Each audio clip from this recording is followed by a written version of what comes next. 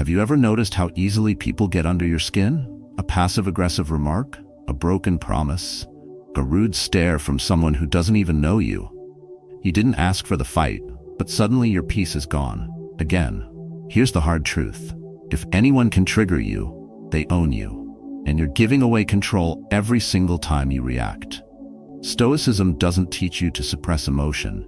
It teaches you to master it, to build such strong inner discipline that nothing external can shake you. Not rejection, not disrespect, not chaos. In this video, you'll learn 7 clear, no-fluff steps to build emotional resilience, the kind that makes you mentally unshakable. You'll stop reacting to drama, you'll stop needing validation, and most importantly, you'll stop letting others control your energy. Because no man should live at the mercy of moods he doesn't command. You're not alone. Every strong man you've ever admired has walked this path. They train their minds to respond instead of react. So can you. So if you're tired of wasting your strength on people who don't deserve your attention, watch this till the end. These lessons, rooted in ancient Stoic wisdom, are your armor in a noisy, chaotic world. Like this video, subscribe to the channel, and share it with someone who needs to take their power back. Starting today, Stoicism begins when excuses end. Let's begin. 1. Train yourself to expect nothing and be surprised by peace. It often starts with something small. You hold the door open and no one says thank you. You help someone through a rough time and they disappear the moment they're fine. You stay loyal, present, steady, yet when it's your turn to be seen, no one seems to care. At first it stings, then it builds, and before you know it, that quiet bitterness starts to grow inside you. You replay the moment, trying to understand how they could act that way. You expected better, you deserved better. But did you? What if the pain didn't come from their behavior, but from the belief that they should have behaved differently, that they should have known, should have cared, should have acted the way you would have? That's where the suffering lives. Not in the action, but in the expectation that went unmet. Most men don't see it. They live with quiet disappointment, carrying a silent scorecard for how others should treat them. Every unchecked box becomes a new reason to feel disrespected. But the Stoics knew better. Marcus Aurelius reminded himself daily, "Today I will meet with interference, ingratitude, insolence, disloyalty." Not because he was pessimistic, but because he refused to be surprised. He expected nothing, and in doing so, protected everything that mattered: his peace, his clarity, his self-command. He didn't let his emotional state depend on how others behaved. That wasn't their responsibility. It was his. When you drop your expectations of others, something shifts. You stop waiting for apologies. You stop needing recognition. You move through life with less weight, and paradoxically, you become more present. You start noticing the small, genuine things, the nod of respect, the silent act of support. You begin to see peace not as something people owe you, but something you carry into every room. A man once shared how he struggled with this exact pattern. Every time his brother ignored his texts or canceled plans, he felt like he didn't matter. It built a wall of resentment. Until one day, he did something different. He stopped expecting the call. He stopped waiting for the reply.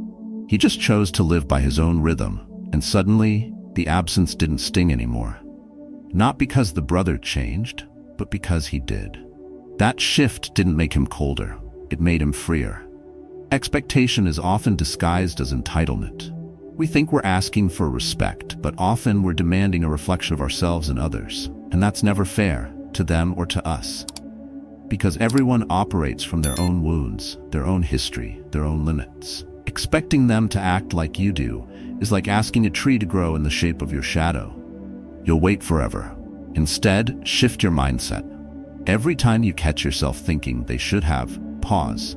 Ask yourself, why am I giving them that much power? Choose instead to act from principle. Be kind because you value kindness. Be loyal because it reflects who you are, not because you expect it back. Let others surprise you, but never let them destabilize you. Start with something small. Tomorrow morning, before stepping out the door, tell yourself, no one owes me anything today. Not a smile, not a thank you, not fairness. My job is to stay grounded in who I choose to be. That simple thought will begin to untangle years of silent disappointment, and soon you'll notice something powerful. Life becomes lighter when you stop demanding it to be fair. You won't be emotionless. You'll be untouchable. Not because you've closed your heart, but because you've opened your eyes. 2. Use every trigger as training for mastery. It happens faster than you think. Someone cuts you off mid-sentence. A coworker mocks your idea with a smirk. A stranger makes a comment you weren't supposed to hear, but you did. Suddenly, your chest tightens. The heat rises. You clench your jaw. Your whole system prepares to fight, defend, or shut down. That sharp jolt inside you? That's the trigger. And most men spend years letting it win. Anger is rarely random. It follows a familiar script. You get hurt, then you react, you defend yourself, you try to restore pride, you try to make the other person see. But what if the real power isn't in pushing back, but in not moving at all? Not out of weakness, but out of control. Life will not stop giving you difficult people. You'll face disrespect, ignorance, interruption, and provocation. You can't fix the world, but you can reframe what these moments are. They're not attacks. They're exercises. They don't test your worth. They train your strength. The Stoics saw every trigger as a chance to practice mastery. Marcus Aurelius didn't view obstacles as enemies. He called them fuel. The fire turns all it touches into flame. A challenge wasn't a problem. It was a proving ground. Epictetus believed no man was free unless he ruled his reactions. That's the difference between someone who survives emotionally and someone who leads from within. There's a man I once met, a combat veteran who now runs leadership training. Calm, focused, deeply grounded. I asked him how he stays that way.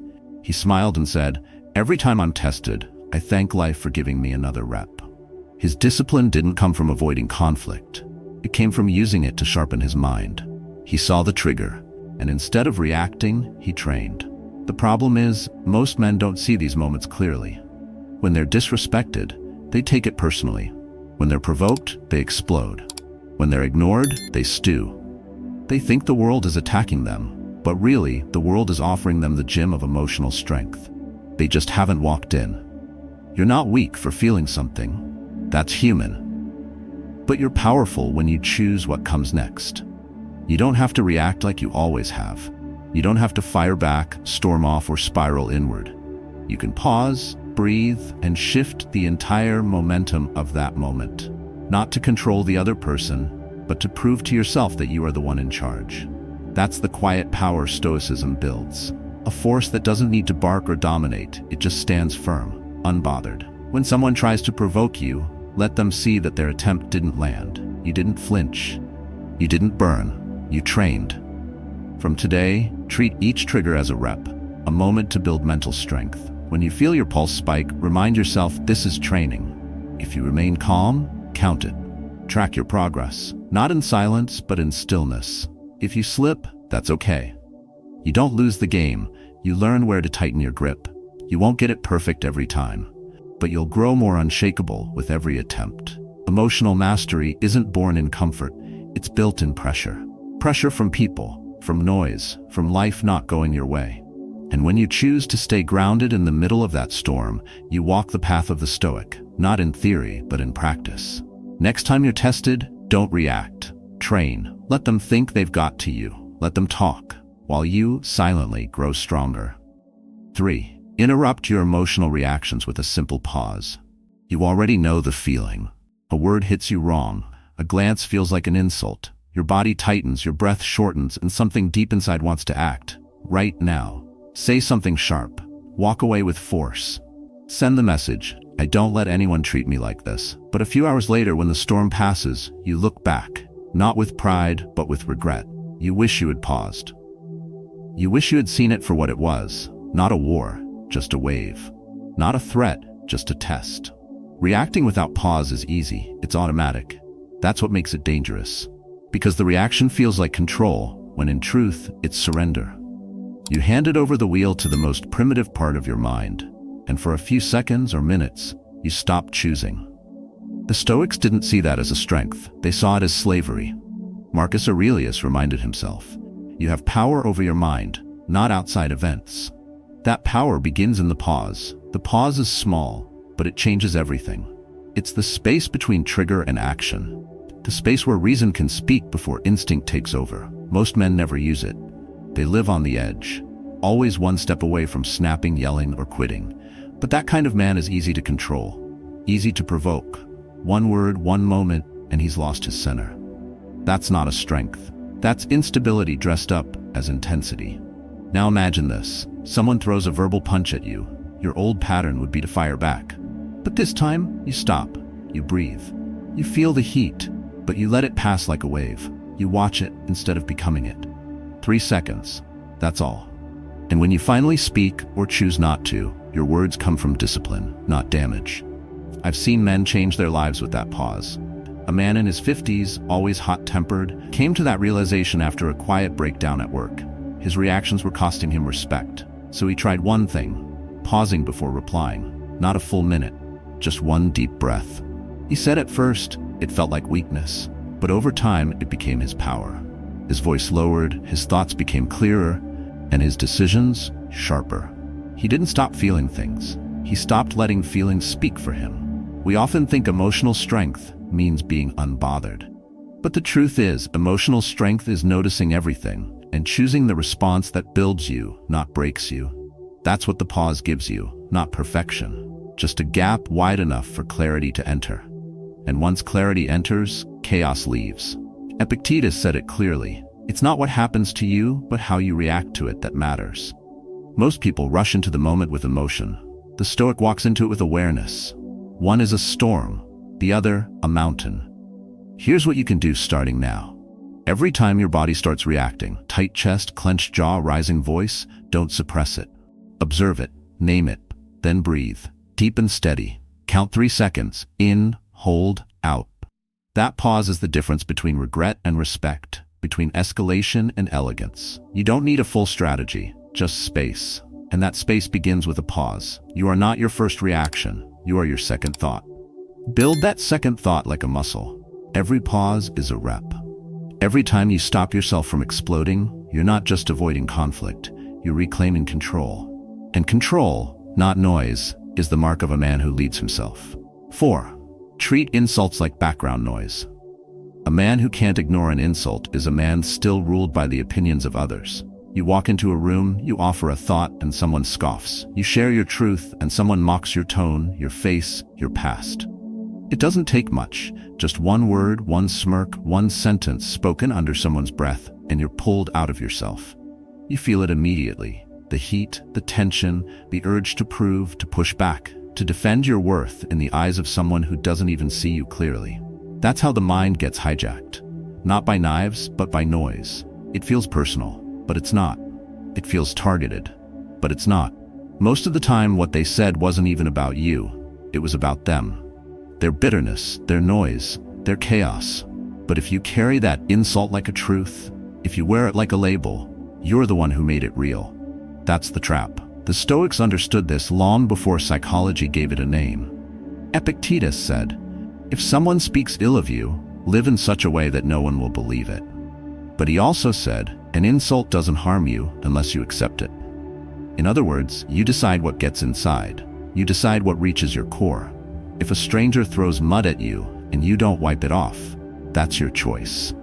The damage wasn't in the act, it was in your decision to carry it. So the question isn't whether people will insult you.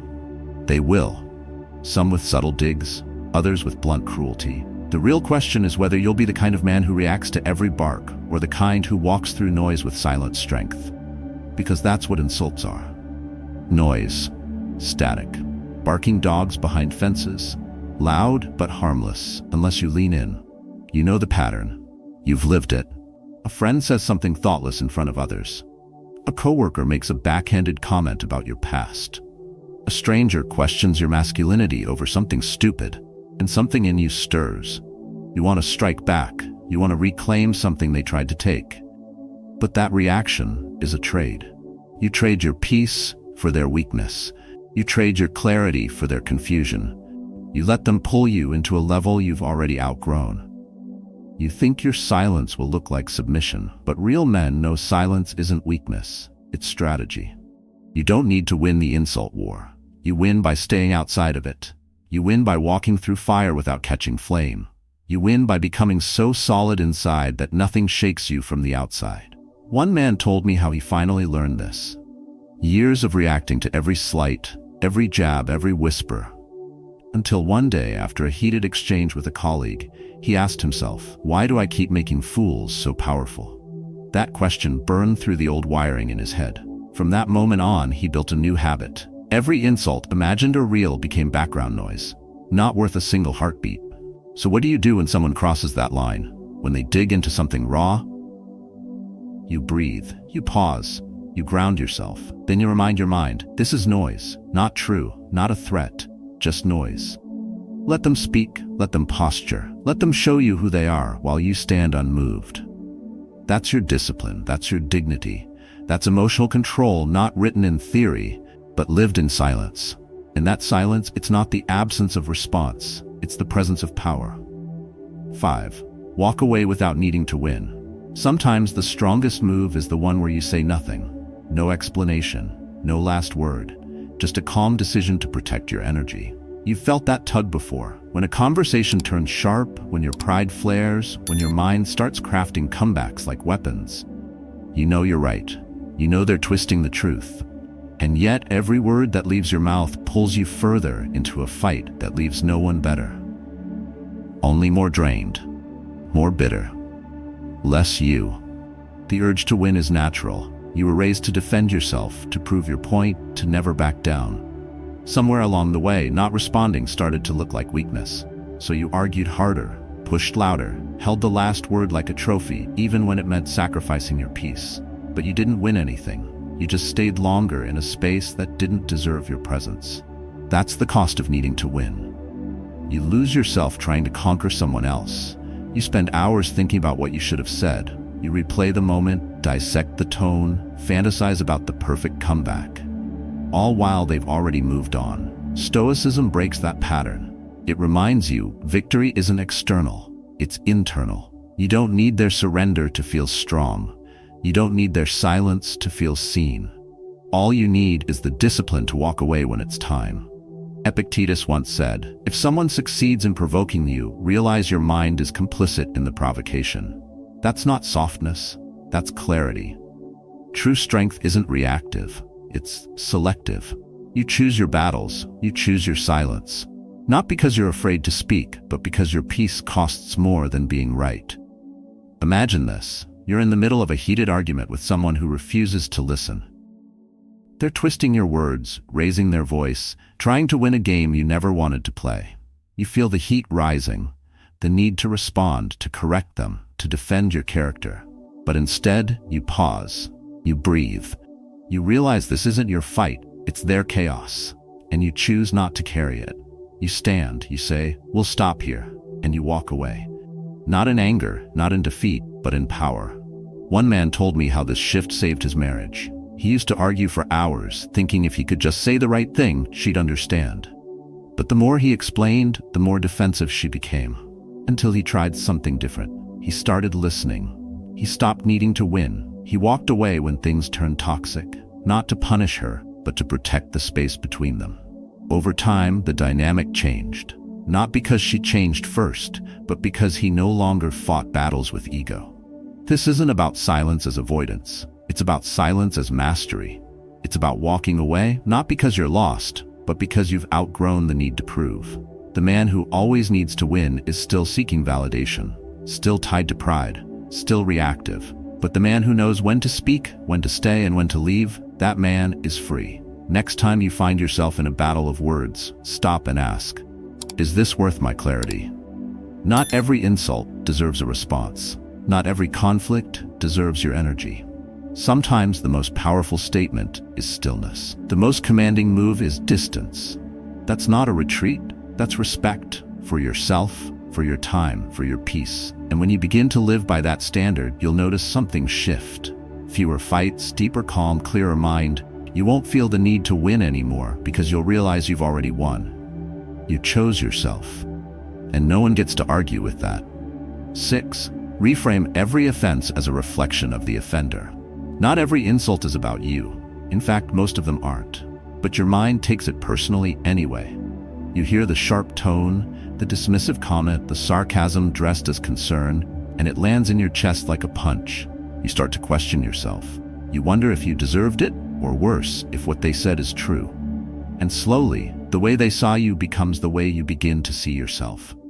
That's how pain takes root, not in what was said, but in what you accepted. Now step back.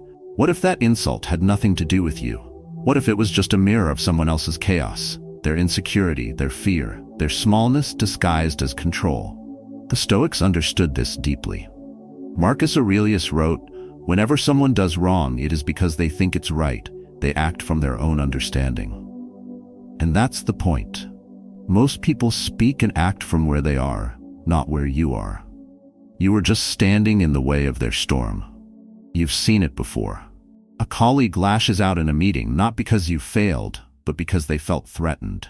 A family member brings up your past, not because it matters, but because they don't know how to manage their own guilt. You didn't cause it. You were just close enough to carry it. When you take offense, you make their pain your identity. When you reframe it, you leave it where it belongs. You stop absorbing what isn't yours. You stop letting their shadow darken your sense of self. And that's not detachment, that's clarity. This doesn't mean you excuse everything. Stoicism isn't passive. It doesn't teach you to accept disrespect.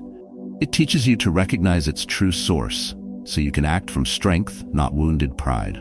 When someone offends you, ask, what must be going on inside them to act this way? Not in pity, but in perspective. That question separates your dignity from their damage. You might remember a moment, maybe recent, when someone crossed a line, said something that hit too deep, it left a mark. And part of you still carries it. Not because you believe it, but because you weren't given the tools to let it go. So here's the shift. Start by naming it.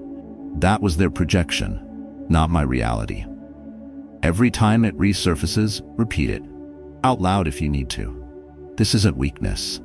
It's mental discipline. It's how you unlearn the habit of taking things personally. One man told me how this changed the way he moved through life. After years of internalizing criticism, he started treating every offense like a rock someone threw from their own collapsing house.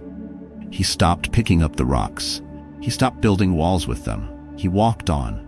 Not bitter, not cold, just clear. That's what reframing does. It frees you from the emotional debt of other people's immaturity. So the next time someone speaks from a place of harshness, pause. Don't absorb it. Don't reply to it. Don't feed it with your energy. Just see it for what it is, a reflection, not a verdict. They showed you who they are. You don't need to respond. You just need to return to yourself. Because your worth isn't on trial. Your identity isn't up for debate. And no one's bad day should become your burden. Reframing isn't denial. It's choosing to protect your peace by refusing to rent space in your mind to other people's noise. That's Stoic wisdom in motion. That's self-respect made visible. That's how you stop being bothered, by remembering what's theirs and what's yours. 7.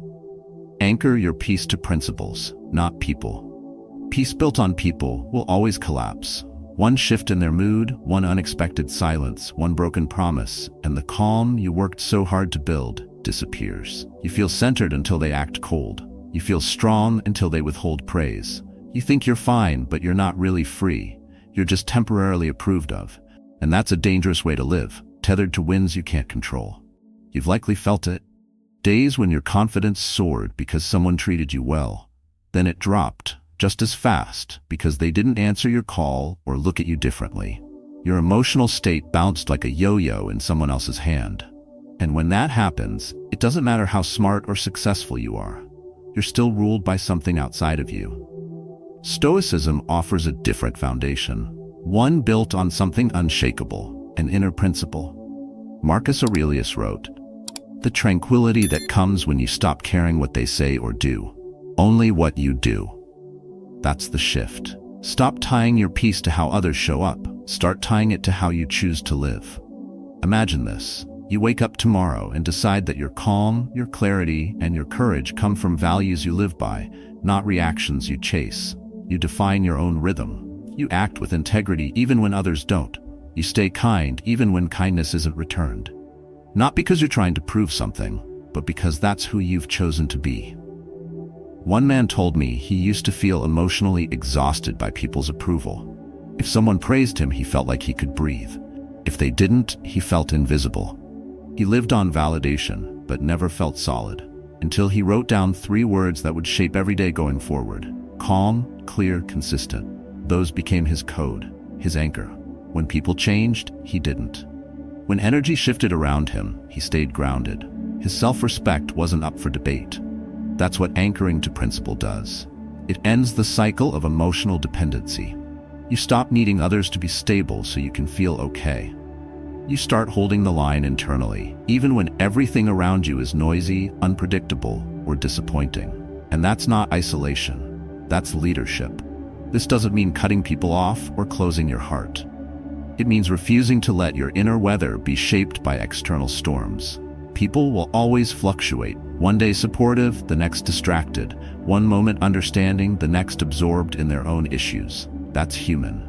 But your center doesn't need to be shaken every time they drift. What helps is choosing your personal ground rules. 3 values, 3 principles that define who you are under pressure. For some, it's discipline, respect, and stillness. For others, it's honesty, focus, and emotional control. You don't have to announce them. Just live by them. Let them shape how you speak, how you walk away, how you return to yourself when the world pulls you out of balance. Next time you feel unsteady because someone disappointed you, take one breath and ask, did I act according to my principles? If yes, then nothing is lost. If no, then you know what to return to. That's how you stop being emotionally hijacked by the people around you. You stop letting their reactions dictate your reality. Peace isn't something you wait for others to give, it's something you build quietly and fiercely from within. And when it's built on principle, it doesn't collapse when people shift. It holds, because it was never theirs to begin with. It was yours all along. The world will not stop testing you. People will still disappoint. Words will still sting. Moments will still come that try to shake your center. But what you've learned today is this. Peace is not found in avoiding chaos. It's built in how you respond to it, and no one else can build that for you. When you stop expecting, you stop suffering. When you treat your triggers as training, you grow stronger. When you insert a pause between emotion and action, you reclaim control. And when you anchor your calm to inner values instead of outside behavior, you finally become unshakable. This is what Stoic self-mastery looks like. Not cold, not distant, but present, alert, and in command. You don't suppress how you feel. You learn how to feel without being ruled by it. That takes daily work, quiet work, but it's the kind of work that transforms how you move through the world. Start small. Choose one practice from this video. Repeat it. Make it part of your emotional grounding. Whether it's observing your reactions in silence, walking away without needing to win, or simply reminding yourself that you owe no one a reaction, these moments will shape your strength. And remember, the more you live by discipline, the less others can disturb your peace. Your mindset becomes your shield. Your clarity becomes your calm. So practice daily. Catch yourself when you drift. Bring your awareness back. That's how mental strength is built. One quiet decision at a time. If any part of this message resonated with you, I invite you to share your story below. What have you overcome? What triggers are you learning to master? This space is for your voice, your growth, your strength. Stoicism begins alone, but it's practiced together. And today, you just took another step toward becoming emotionally unshakable.